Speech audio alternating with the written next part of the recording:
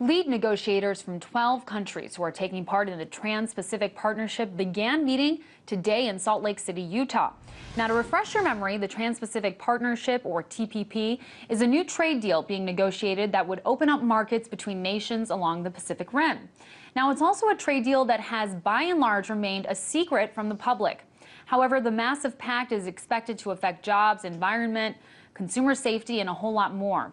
In fact, we're beginning to learn details about how much is really in jeopardy. Last week, transparency organization WikiLeaks released a draft of the intellectual property chapter of the TPP that reveals new proposals for copyright and patent rights that would boost big pharma companies. And it raises questions on how the trade agreement would affect individual rights and free expression. Of the leaked documents, WikiLeaks editor-in-chief Julian Assange said, quote, "If you read, write, publish, think, listen, dance, sing, or invent, if you farm or consume food, if you're ill now or might one day be ill, the TPP has you in its crosshairs." It's for that reason that a number of demonstrators gathered today in front of the hotel where these negotiations are taking place. And RT's Ramon Galindo is there in Salt Lake City. He joins me now.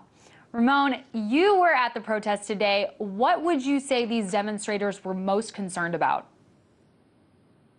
Yeah, Ameera, dozens of people showed up in front of a luxurious hotel here in downtown Salt Lake City to speak out against TPP and demand transparency in the negotiations. Now, there were several labor representatives, labor activists there, really concerned about the possibility of jobs going overseas, U.S. jobs going overseas, and not enough labor protections being put into these negotiations. There are also very many environmental activists that are concerned that the TPP just doesn't pay enough attention to climate change as it promises to, and would eventually lift a lot of environmental restrictions that are currently placed on the energy industry. But perhaps one of the largest concerns is the issue of patents and how it can affect healthcare in the future. Several activists spoke out about it, including former Salt Lake City Mayor Rocky Anderson. Let's hear from him now.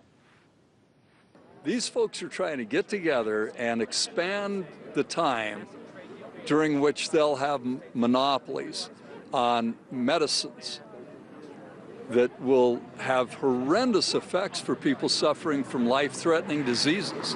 It is an agreement that will dramatically restrict trade and exchange in a way that will crush generic production of pharmaceuticals and raise medical costs to the point that the world's poor will not be able to access life-saving medicines, and people are likely to die.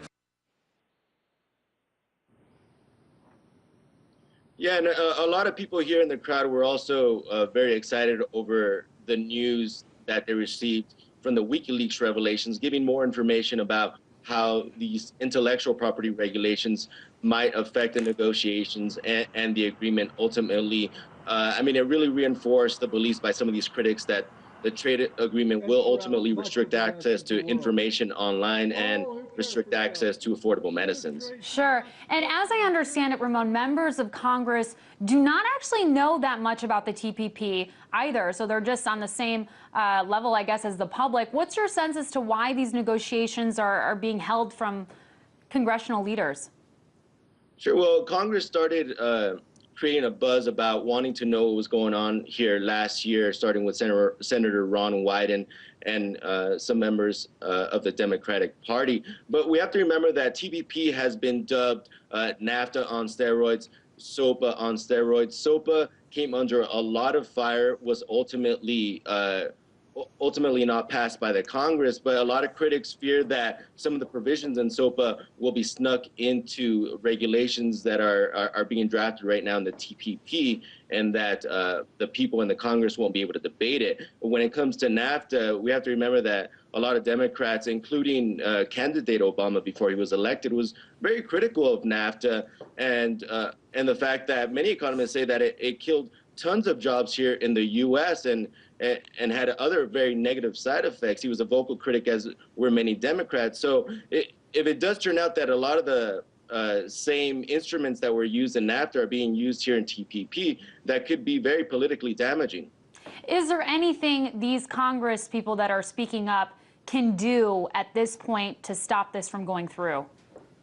Sure. Well, Republicans have also voiced their concerns. They want some more currency provisions put into the agreement. But at the end of the day, the Obama administration wants to fast track this idea. That means that it will not have a chance to be debated on the floor of the Congress. Congress people will only be able to give it an up and down vote. So once it gets down to the congressional floor, it will be very difficult to stop if they indeed vote in favor of TPP.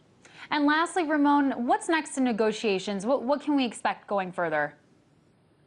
Sure. Well, there's negotiators from around the world here in Salt Lake City. They'll be here through Sunday, still hashing out some of the legal details. I spoke to a representative at the United States, the United States Trade Representative, a spokesperson there, told me that there will be meetings coming up next month in Asia as well. And while the Obama administration says that they want to have a deal in place by the end of the year, the United States Trade Representative says that they don't want to stick to that deadline, that this agreement will come to fruition based on the meetings that we'll be having in the next few months here. All right, Ramon, we will follow this story with you tomorrow. RT correspondent Ramon Galindo, thank you. You bet.